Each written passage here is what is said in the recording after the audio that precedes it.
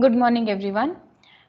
I am N.S. Chandanshri, Assistant Professor in M.S. Ramaiah University of Applied Sciences.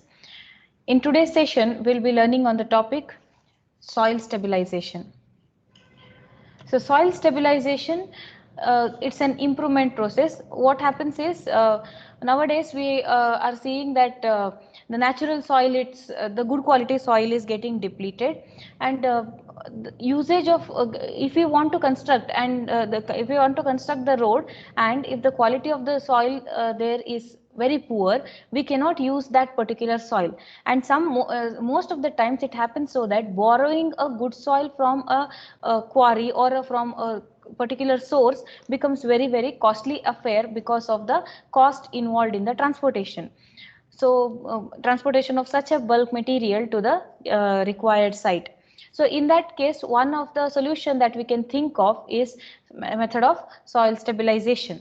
So this soil stabilization, it's an improvement process under the situation where the influence zone is limited less than 1 meter. So if we have to, let us say we have to construct a road, and the existing soil is of poor quality, then according to the codal specification, the subgrade thickness, minimum thickness should be at least 500 mm. So this soil, now in that cases where the influence zone is less than 1 meter, then we can use this stabilization techniques. Next is geotechnical process of improving the engineering properties of the soil, like density, shear strength, and C&O factors, that is cohesion and angle of internal friction are important, while the compressibility, settlement, and permeability are reduced, and making it more stable and durable for the ground improvement, and that process is called as ground improvement.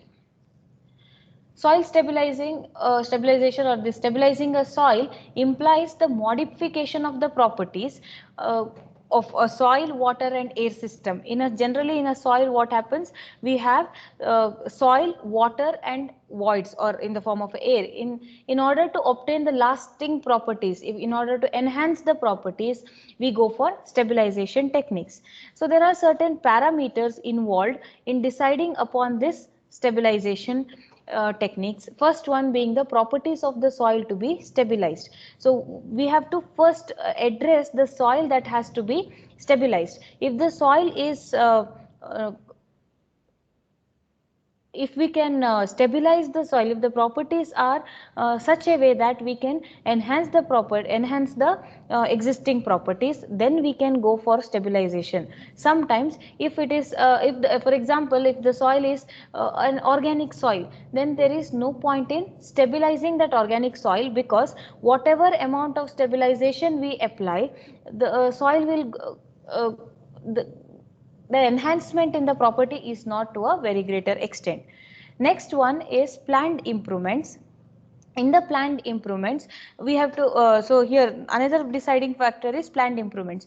So what is the purpose? Now if we have constructed a road, and if there is any planned improvement, like if you are going to construct or upgrade the road from a lower category to a higher category, or less number of lanes to more number of lanes, then whether going for a soil stabilization for that particular road is economical or not. So the planned improvements also play an important role, and definitely the project economies, the cost of construction will increase if we go for stabilization techniques. Then the construction techniques and the machineries and the resources available with us, and also the maintenance of the project.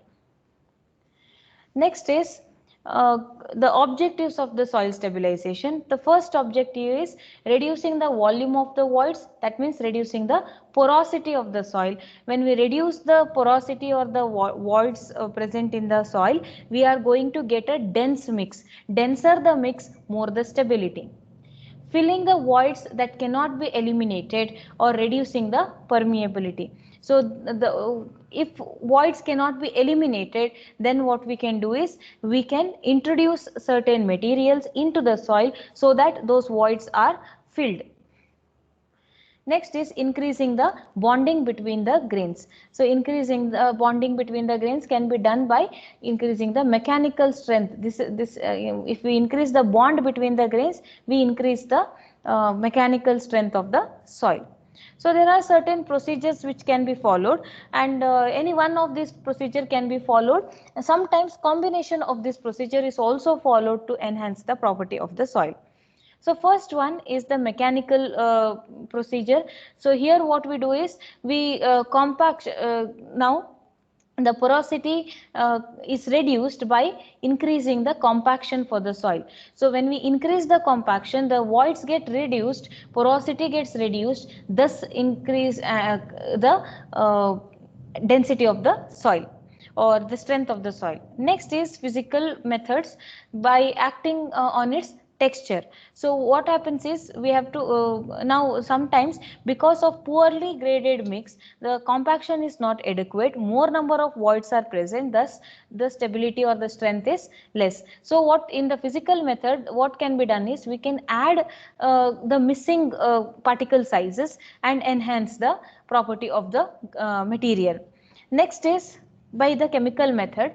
By adding in this method we add certain chemicals or certain materials to the soil so that they modify the composition. Now if fine grained, for example, for a fine grained soil like black cotton soil, if we want to go for soil stabilization, then what we can do is we can enhance the material property of the soil by adding certain chemicals like lime. When we add lime to the soil, which we learn in the further slides regarding the lime stabilization, when we add lime to the soil, what happens is the soil particles the particle size will increase. That means agglomeration of the particles will happen, and the particle size there increases because of that agglomeration. As the particle size increases, the strength of the soil increases. So first method of stabilization is surface stabilization. So that can be done by four methods. First one is mechanical stabilization. Next one is physical stabilization. Third one is chemical stabilization. Fourth one is physiochemical stabilization. As I told in the previous slide, that we can go for these individual techniques or the combination of these techniques. It depends on the nature of the soil which we are addressing. So to start with, first is mechanical stabilization. In this technique, a mechanical energy is used, like in case of using the rollers or a plate compactor or dampers or whatever it is. We use the mechanical energy of the machines to increase the property of the soil, to enhance the property of the soil. So the soil properties like density, higher density is achieved, higher strength is achieved by the method of compaction. So preferably for the construction of embankments of roads, railways, or even the canal bunds or anything like that, this kind of mechanical stabilization is used. So mechanical stability depends on the degree of compaction. Normally, the construction is done at an optimum moisture content or optimum water content, which is obtained from Proctor density tests.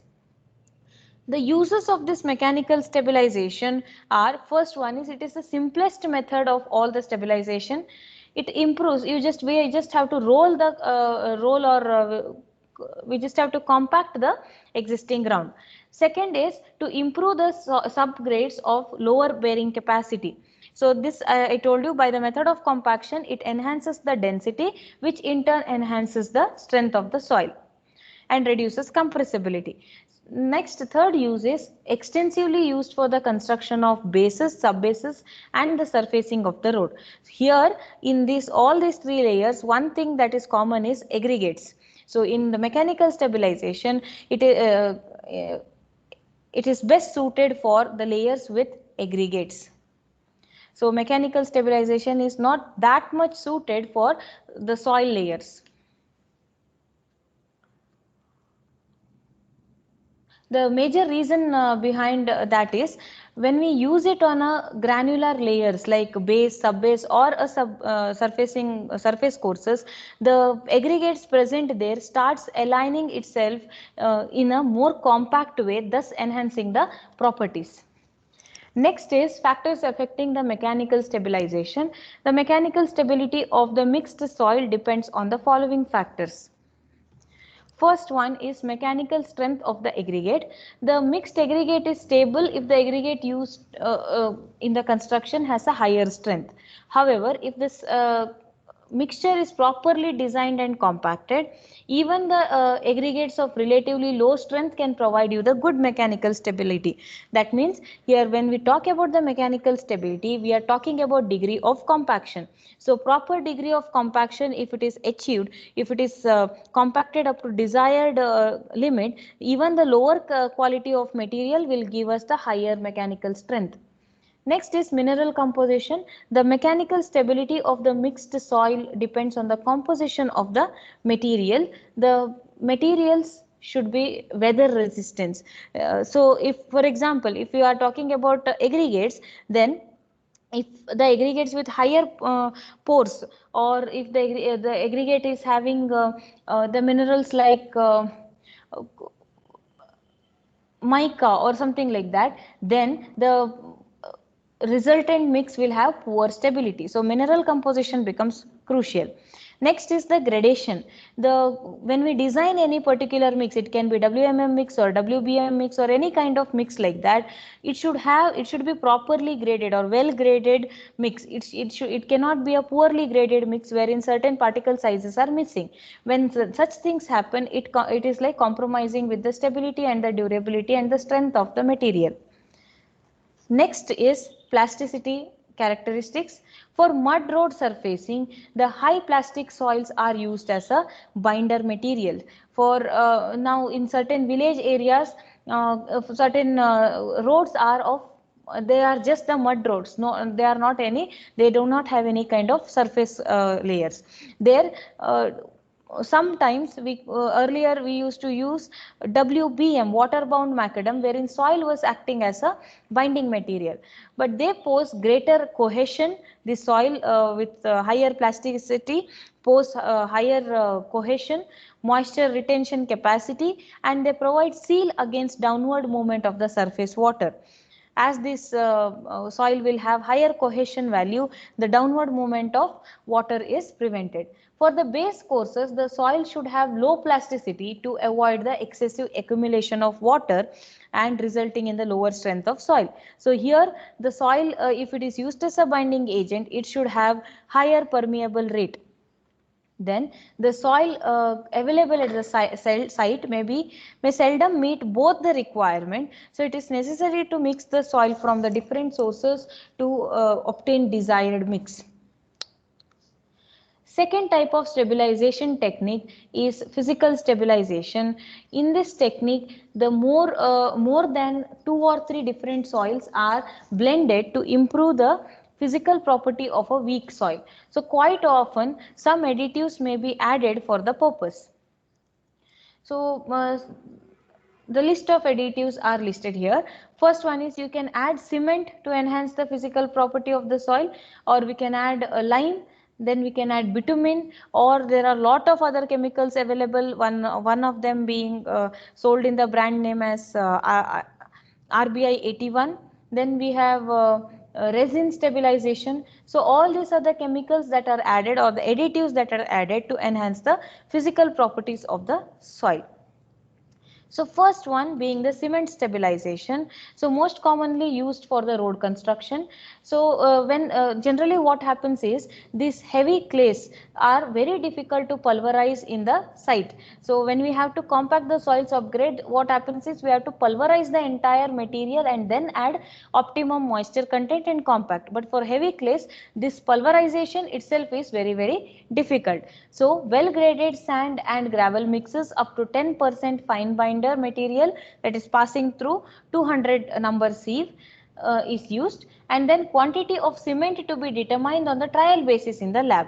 So what we do is we add we take the native soil. First the laboratory test has to be conducted here. The laboratory test is conducted like we have to take the soil from the side, and we have to go on adding the cement in different percentages and check for its desired property, like enhancement in the CBR, or enhancement in the density, or enhancement or decrease in the moisture content, or whatever it is, whatever the desired property that we are looking for.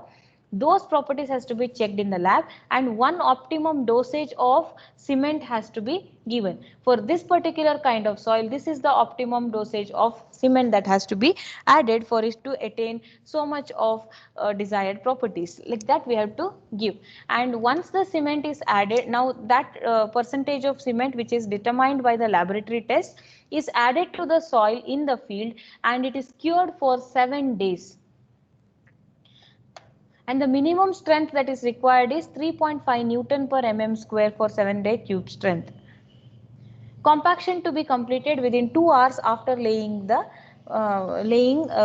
by mixing it with water, because cement sets really quick. First method will be central plant method. Faster construction it is, but it's a dry mix, and then wet thoroughly, spreading and compaction is done. Next is mix in place method. Similar to the agricultural rotary cultivator, firstly the soil is pulverized, and then dry mix is separately, dry cement is spread over, and then water is sprinkled in layers against a remix shape to camber, and that is compacted using the rollers. First is normal soil cement. So normal soil cement, it consists of 5 to 14% of cement by volume. Cement is sufficient to produce a hard and durable material. As the cement has the binding property, pozzolanic property, it starts binding the soil and starts forming the heavier mass. Sufficient water to be used for hydration requirements and the workability. It is weather resistant and strong, and used for the stabilizing the sandy and other low plasticity soil. Next is plastic soil cement. It consists of 5 to 15% cement by volume. That 5 to 14% is the range, but in the field when we have to do, we have to give one value for the stabilization. It has more water to have wet consistency similar to that of the plastering mortar at the time of placement. But this is used for waterproofing the lining of the canals and the reservoir. And it is also used for the protection of steep slopes against water erosion. So this is a normal method wherein we have soil, and this roller here, this instrument here is moving, and it is pulverizing the soil, and here cement is spread using another machine, and water is injected as and when this hose moves forward. So this is the direction of working. And after mixing, and this whole entire process has to be completed within 2 hours of starting it, and then the soil has to be compacted and cured for 7 days. So this is how it looks when the cement stabilization starts. So this is how the cement is sprayed, and then this is how the matrix looks once the cement stabilization is done, once it is rolled and compacted. This is another image.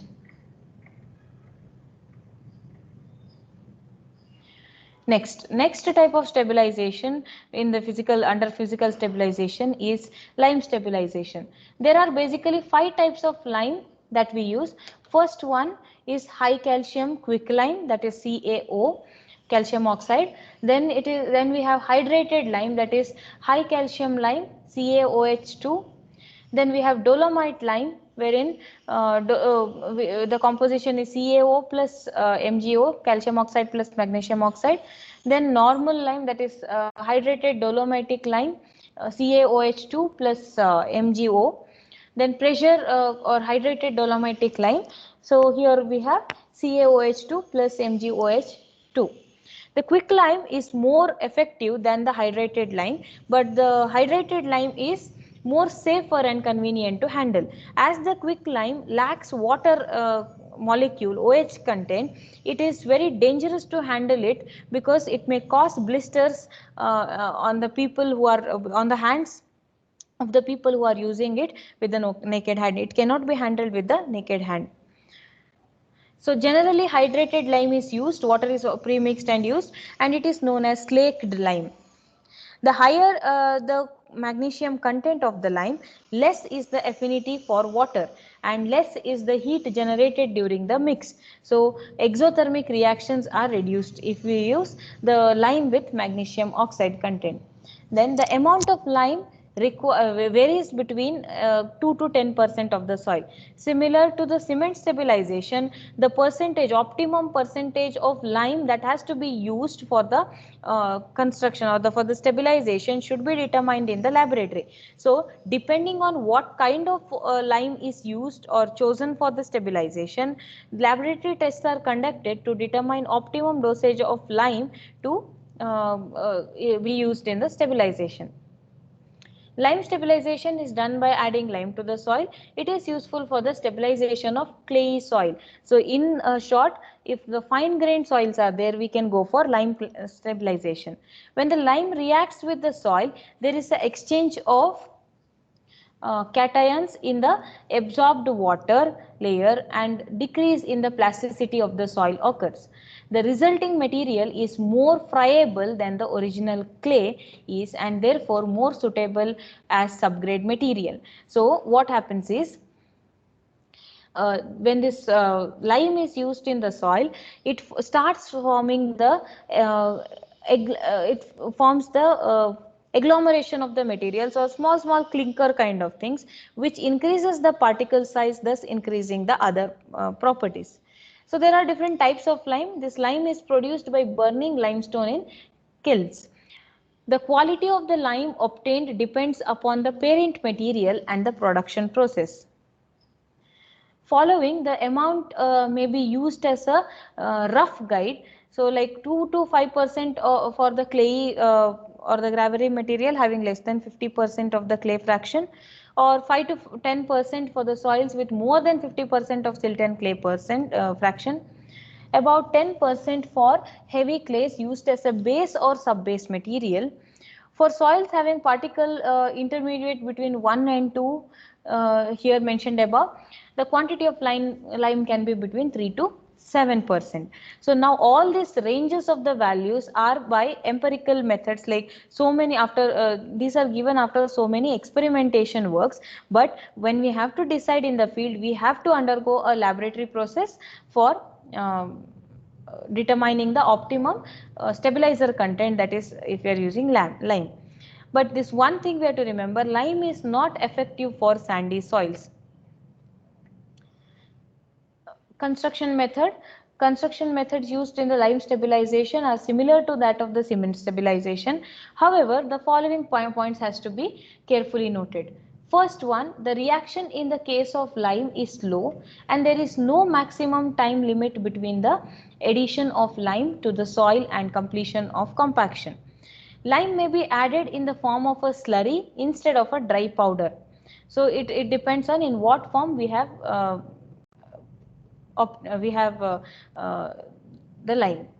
The rest period for 1 to 4 days. Once the lime is mixed, it has to be kept for in a rest for 1 to 4 days, and is generally required after spreading the lime over a heavy clay before final mixing is done. Next, the soil lime is compacted. The soil lime combination is compacted to the required maximum density. After the compaction, the surface is kept moist for 7 days and then covered with a suitable wearing course.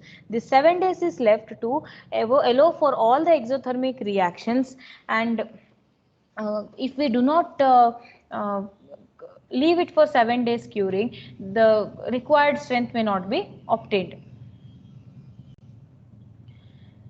Then chemical and the physical changes in the lime stabilization is lime reacts with the wet soil and alters the nature of the absorbed layer as calcium ions present in the sodium as the calcium ion present in the soil matrix will replace all the sodium and the hydrogen ions. So double layer is depressed due to the increase in cationic concentration, but sometimes expand due to high pH value of the lime. So this lime, it reacts with silica and alumina in the soil and forms the natural cement composed of calcium aluminosilicate. In the lime stabilization, liquid limit decreases, plastic limit increases, plasticity index decreases, and the soil becomes more friable and workable. So pulverization, everything becomes easy here. The strength of the soil is improved. Uh, because of the formation of larger particle sizes, the strength is improved. Unconfined compressive strength is increased up to 60% and the modulus of elasticity of the soil also will increase. Then this lime causes decrease in the tendency of attraction of water. Soil resistance to water absorption, capillary rise and volume changes on getting wet, changes on wetting and drying is increased. Lime stabilized bases and sub-bases from water resistant barriers which stop the penetration of the rainwater. So thus eliminating the chances of stability hampering. Next is optimum water content is increased, maximum dry unit weight is also increased. In swampy areas where water content is above the optimum, it helps in drying of the soil. Then we can use materials like fly ash also. So this is how lime stabilization is done. Soil is there, lime is spread over it and it is mixed thoroughly with the desired amount of water, and it is kept like this for 1 to 4 days before the final mixing and compaction. After the 4 days, this mix is taken and mixed properly here. And it is rolled and compacted. After compaction, it is left for 7 days for curing. So in this image we can see the particle size change. Here it seems like more like a paste, but here we can see the granular thing. This is what I called agglomeration of the particles, and this will increase the size of the aggregate. Then this is another image where lime stabilization is done. By looking at this soil itself, we can tell that the soil is very poor in all the properties, and there is a need to enhance the property of this soil. So this is how it is mixed and lime stabilization is done. These are different images showing that. Next type of stabilization is bituminous stabilization. Any inorganic soil which is present can be mixed with bitumen and it is suitable for bituminous stabilization. Why inorganic soil is sometimes when we mix it with organic soil, bitumen will start reacting with the organic material. That is the reason it is not allowed.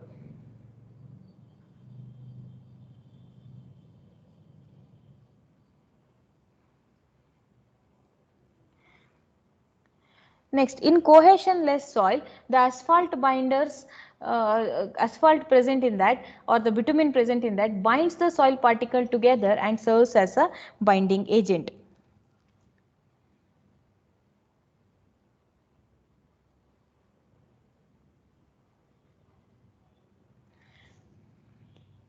Next, in the cohesive soil, asphalt protects the soil by plugging its voids and waterproofing it. So it helps to maintain low moisture content to increase the bearing capacity.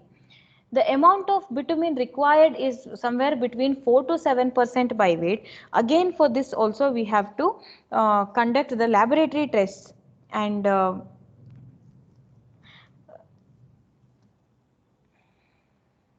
we will have to conduct the laboratory test and determine the optimum percentage of bituminous binder to be added to the soil. So in the bituminous stabilization, first is soil bitumen. It's a Here what we do is it's the soil bitumen binding system. It's a waterproof cohesive soil system. The best results are obtained if the soil satisfies the following criteria. So to choose what kind of stabilization to be applied on what kind of soil, these are certain parameters which will help us.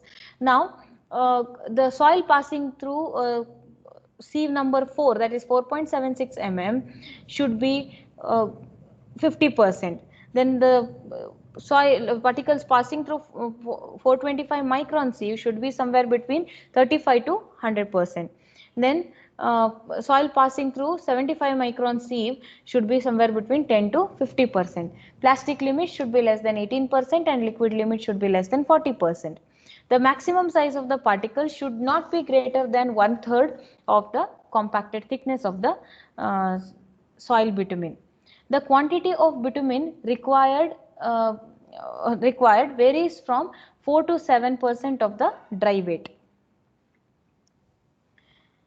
Next, certain granular soils may be stabilized by adding bitumen, such as we can directly add bitumen, or we can add bituminous emulsions, or we can add bitumen cutback. So bitumen seals the pores of the soil, thus reducing its permeability, and because of this property, it also increases the shearing strength of the soil by providing additional cohesion between the particles.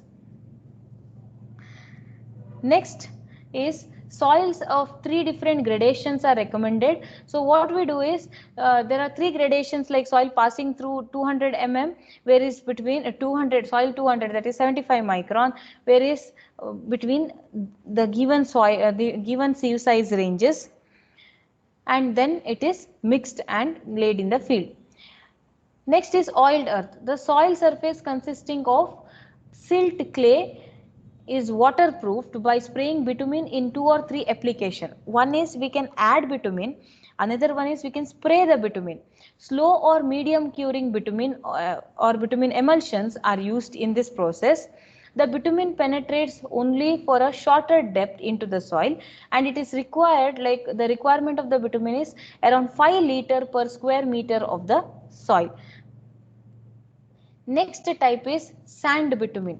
So this is a mixture of sand and bitumen mix. So in this, a bitumen is stabilized using a cohesionless soil system, that is sand, and the sand should be free from all the vegetable matters or clay or lumps, that is all the organic matters has to be eliminated. The sand requires filler for mechanical stability, and it should not contain more than 25% of or 25% of passing. Number 200 is 75 micron sieve material. For dune sands, not more than 12% in case of other sand. Next is the amount of bitumen varies between 4 to 10%. The range is just specified depending on so many laboratory tests, but for a given particular case we have to conduct the laboratory test and determine the optimum range. Waterproof clay concrete. Here also the soil of good gradation is waterproofed by uniform distribution of bitumen on the system. Now how much of amount, what is the amount of asphalt to be used? The quality of standardized soil improves with the amount of asphalt up to a certain limit. Excessive asphalt results in the high fluid mixture that cannot be compacted at all. Now mixing, when it comes to mixing, the quality of the product improves with more thorough mixing. We just cannot spread bitumen or any stabilizer on the soil and just roll it just like that. So the property of the material will enhance only when each and every particle of the soil comes in contact with the stabilizer added. Next is compaction. The dry unit weight of the bitumen bitumen and soil, this depends on the amount and the type of compaction and volatile content present in the asphalt. In modified AASHTO test, AASHTO is American Association for State Highway Transport Officials. They conducted test in 1969. The result of the test says that maximum dry unit weight occurs at volatile content of 8%. Now how do we go for this construction? The following points has to be noted during the construction process. That is, the optimum volatile content for the construction is greater than that of the stability. The requirements for thorough mixing may be even greater, that is for the clayey soils. If this is necessary to aerate the mix between aerate the mix between mixing and compaction, and between compaction and application. So aeration will help us in enhancing the properties. For high stability, uh, the layer method of compaction is preferred.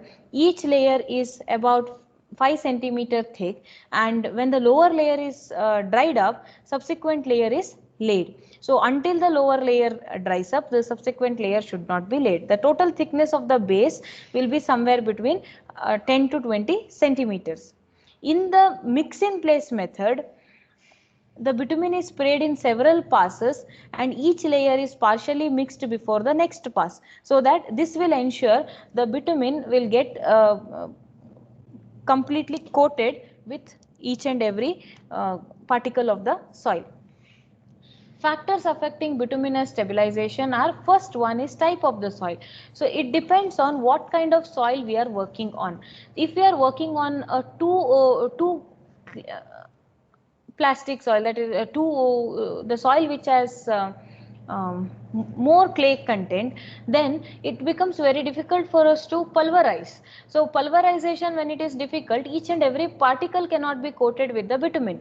So that factor affect the stabilization of the soil. Next is amount of bitumen. More the surface area, more the bitumen is required.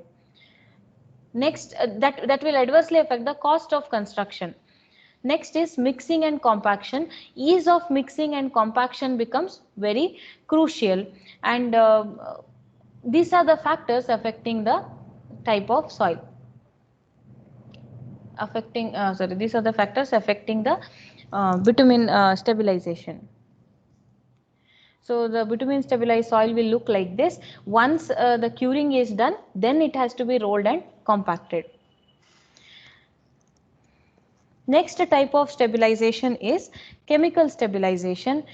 The soils are stabilized by adding different chemicals. Its main advantage is that the setting and the curing time can be controlled. So these are the some of the names of the chemical stabilizers that are being used.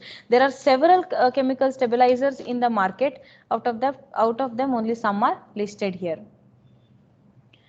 So by using this chemical stabilization, it helps us in lowering the optimum water content. That means we can reduce the quantity of water being used in the field for the compaction.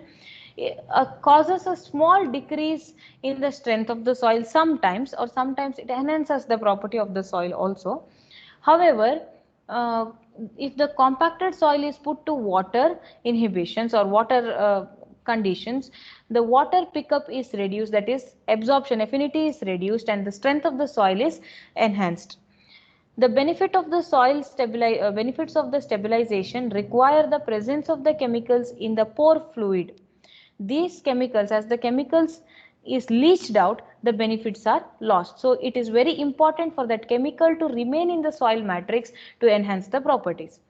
Its performance depends on the groundwater movement. These chemicals which are added to the soil may move along with the groundwater table movement. So we have to be very careful when we talk about these kind of stabilization. So first chemical that is used is sodium chloride. Sodium, its tendency for attraction of moisture is somewhat lesser than that of the calcium chloride. So in the calcium chloride, it causes colloidal reaction and alters the characteristics of the soil. So it is deliquescent and hygroscopic, and it reduces the loss of moisture from the soil. So it reduces the chance of frost heave, and the freezing point of water is also lowered here. So in the cold climatic regions, we can go for calcium chloride. Effective as dust calming, effective for silty and clayey soils which lose strength with an increase in the water content. It causes a slight increase in the MDD value. So it forms, when we use calcium chloride, it forms the crystallization in the pores of the soil, and finally a dense hard mass with the stabilized surface is obtained. The pores in the soil are filled up and uh, retard further on the evaporation of water. It also checks the tendency for the formation of shrinkage cracks. It is mixed up with the soil either by mix in place or by plant mix method, and it should be applied directly on the surface. Quantity required is around 1% of the weight of the soil. Similar thing with the sodium silicate, and other polymers are also used sometimes.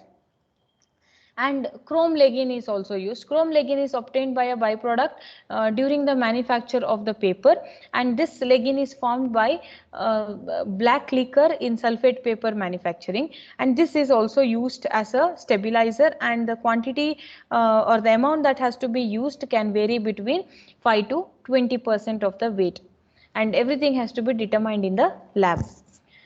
Other chemicals, waterproofers such as alkyl chlorosilicanes, then we have coagulating materials like calcium chloride and ferric chloride. We have dispersants such as sodium hexametaphosphate, and we have phosphoric acid. All these are the other chemicals which will enhance either the strength property or the waterproofing property or the permeability property or the density property of the soil. And there is an example how these chemical stabilizers are sprayed and mixed. Proper care should be taken so that no harm is caused to the people working with it. In this image, we can see chemical stabilizers are sprayed here for ground stabilization. Next is ground improvement techniques. Apart from the soil stabilization techniques, there are certain ground improvement techniques. So first one is deep compaction, next one is soil replacement, third one is preloading, fourth one is drainage and groundwater table control, next is injection grouting, next soil freezing, and the last one is use of geotextiles. First one is deep compaction. So here what we do is in the deep compaction, we subject the soil for dynamic compaction or consolidation. So a known weight is applied on the surface of the soil, and it is the weight is dropped from a height of 30 meter or less. Shock waves generated, they travel through a considerable depth and rearranging the soil, forming a denser mass. So this will allow for the consolidation of the soil, which will reduce the risk of volume changes in the future days. Next is soil improvement techniques. This depends upon the tamper weight, at what is the weight applied and what is the height of fall in that particular area. Then we also have vibro compaction, that is increasing the or facilitating the rearrangement of the soil particles by introducing vibrations into the soil. Then we can also have compaction piles. If we have let us say a sandy ground, then sand piles can be compaction can be done and sand piles can be erected there. Next is soil replacement. If the soil is having organic matter in it, or if it is weak, or if it is very soft, and then we generally go for replacement of the soil. But this method is not recommended because it depends on what kind of soil are we going to borrow, or how much cost will it cost, and what are the other methods of compaction for the newly borrowed soil. Next is preloading. So for enhancement of the properties of the ground, or for the improvement of the properties of the ground, what we do is we load the soil. The expected load that has to come on the required payment, it may be airfield payment, it can be road payments, or it can be flood control structures, or whatever it is. The expected load is already calculated and the area is pre-loaded so that the consolidation and other compaction is taken care of. So the settlement after the construction will not happen. So here what they do, if the groundwater tables, next method is drainage and groundwater table. So if the in certain areas like hilly areas or in certain areas where the groundwater table is very high, they start posing the problem for the stability and the strength of the structure. So in that case what we do is we create certain drainage units. It can be subsurface drainage or surface drainage units, so that the water is drained out from the area and the groundwater table is reduced beyond the influence zone. Next is injection grouting. So injection grouting, various fluid grouts are injected into the boreholes of a weak soil by the pressure techniques. Application of this technique is mainly for reduction of permeability. If there are voids which cannot be removed, as discussed earlier, for the reduction of the settlement after the loading happens, what we do is we clog those voids, or we fill those voids using this injection grouting techniques. So there can be several grouting techniques. Some of them are listed here. We can use cement grout, or we can use fly ash grout or a clay grout, or we can go for chemical grouts. So in this method, stabilizers are injected into the ground, and this grouting is always done under pressure so that the voids are filled properly. High viscosity stabilizers are suitable for high permeable soils. So for the high permeable soils, higher voids will be present, so high viscosity stabilizers are to be used. Not suitable for clays because of very low permeability. So fine grained soil, for the fine grained soil, grouting is not at all advisable.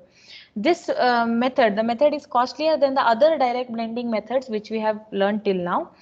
It is because it would require skilled labor, skilled machinery and resources, and it is suitable for buried zones of relatively limited extent and previous stratum below the dam, used to improve the soil that cannot be disturbed.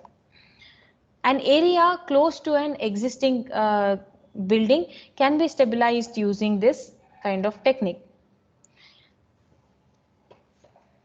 Then first one is the cement grouting. Cement grouting consists of the mix of cement and water which is uh, inserted into the ground with the help of a high pressure nozzle, and that is called as grout. So here what happens is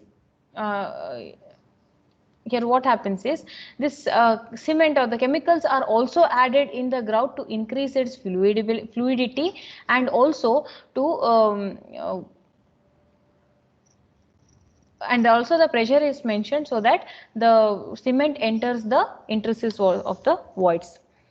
Clay grouting, the grout here also this kind of clay grouting is suitable for sandy soil, and the viscosity, strength and the flow characteristics of the grout can be adjusted according to the site condition. Sometimes we also use cement clay grout wherein we mix the mixture of bentonite and cement. Next is chemical grouting. So in all these grouting processes, one thing we do is we take a material, we increase its viscosity so that the flow becomes easier, and this is injected into the existing ground or into the ground using a high pressure nozzle. So this is how it is done. First a rod is drilled, then the compaction and grouting casting is done, then the casting is removed by they go on adding the grout material here. It will fill up all the voids. This is another image showing high pressure grouting. This is another image. Here the ground, if there are voids, all these voids are filled and this ground becomes more stable.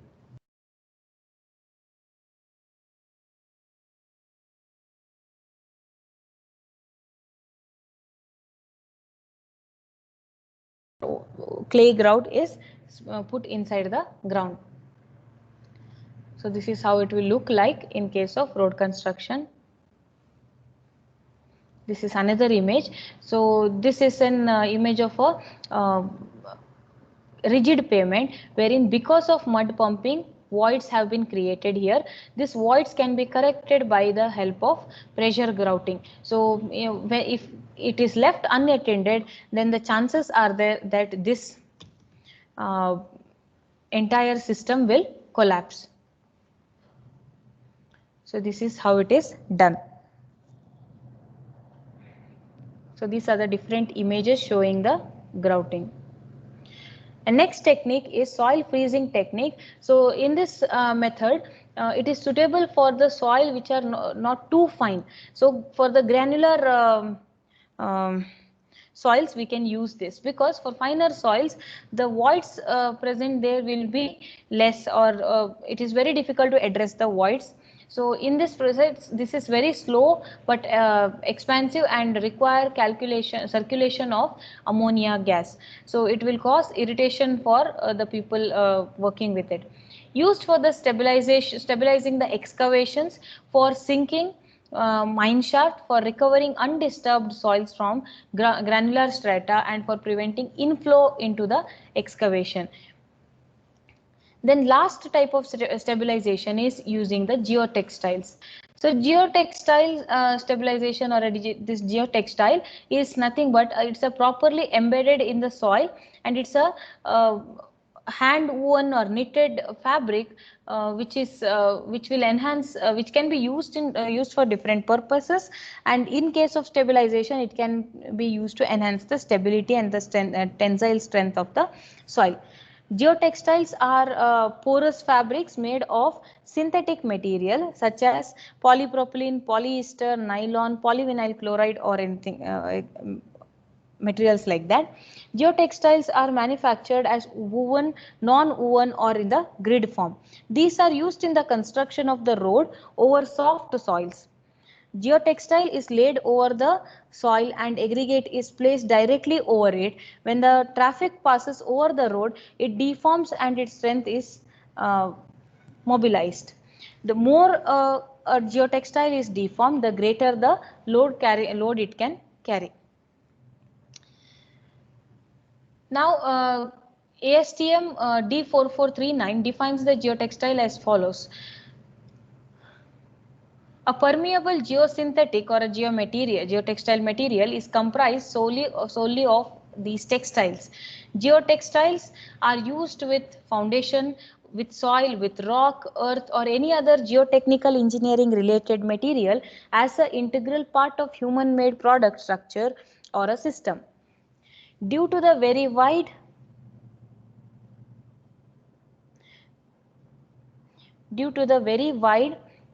range of applications and the tremendous variety of available textiles having widely different properties, the selection of a particular design method or a design philosophy is a critical decision that has to be made before the actual mechanics of the design processes are initiated. So now next is the soil also can be stabilized by introducing metallic strips into it and providing an anchor or a tie back to restrain the facing skin of the element. This method of stabilizing the soil is called as reinforced earth technique. Now this is an image of a geotextile which is being used. This type of geotextiles are called as geocells, and these geocells will have voids here. It is spread along this stretch and aggregates or the desired layers are filled in this, and then it is compacted. So because this geogrids here, they provide lateral confinement, they enhance the properties of the material that is being used there. These are another type of geofabrics which are laid below this geofabric. There is a soil. Above this geofabrics also you can see soil is put here, and this soil will be spread over this geofabric. It is like if we want to go for 500 mm thick soil, soil is laid in layers, and after each layer a geofabric is laid here, so that this entire system will increase, the property of this entire system will increase. So here also in this image we can see a geofabric that is laid here. Next, so we can see here with geotextile and without geotextile. Without geotextile, if we see, the material distribution is not equal. So this dotted thing here is a subgrade, and the top layer here is an aggregate layer. So this geotextile, if we do not use as a separating medium, because of the movement of the vehicles, what happens? The materials in this layer starts getting into the bottom layers. So this will disturb the composition and the functionality of the entire system. So geotextiles here used are as a they act as a filter medium, they act as a separation medium. And this is another picture showing different types of geofabrics for different purposes, for drainage purpose, for separation purpose, for strength stabilization purposes. For different purposes, different types of geotextiles are used. So we can see in this image the application. So as I told earlier, these are the various functions of a geotextile. It can be used as a separation media, which I showed in the last picture. It can even act as a filtration media. It can act as a drainage media. It can act as a reinforcement media, and it can also act as a protection layer. So these are the various fields wherein this stabilization is used. This is how it is spread. So here we can see a mesh, geotextile mesh, which is being spread, and this is how geocells are filled, and now this aggregate is compacted. Now here fine aggregate is filled and this is compacted. Here we can see protection layer. Its function as a protection layer. Slope protection is done using geofabric here.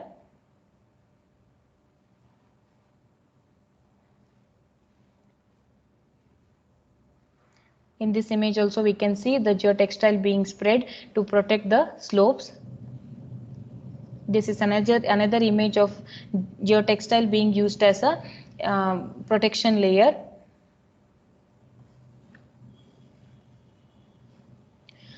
Next, stabilization. We can use it in the drainage ditches like this as a separation media, or we can use it as a filtration layer, and it can also be used as a erosion protection layer in case of slope or hilly areas. We can even use it as a lateral confinement, wherein we saw the geocells. So this is another image of a slope protection media. So these are the various applications of geotextiles, and here also we can see the mesh is being spread and aggregates are laid over it. So like this, after every layer, these kind of mesh are spread so that the property here is enhanced. These strips present here, this mesh will hold the material. If you observe here clearly, we can see that there is an layer below this, and that is compacted, and on the compacted layer this mesh is laid, and this aggregate is dumped here. After the compaction of this layer, if one more layer has to be put, they will again spread this mesh there and start compacting. The presence of this mesh will enhance the frictional property, so that this will ensure that increase in the frictional property will ensure that the aggregates from this mix or the particles from this mix will not collapse out of this matrix. If it collapses out of the matrix, then there exists a problem of stability, or the problem of lowering the strength, but that is prevented with the help of these usage of these kind of geofabrics or geotextiles. And that's it for today's session. Thank you.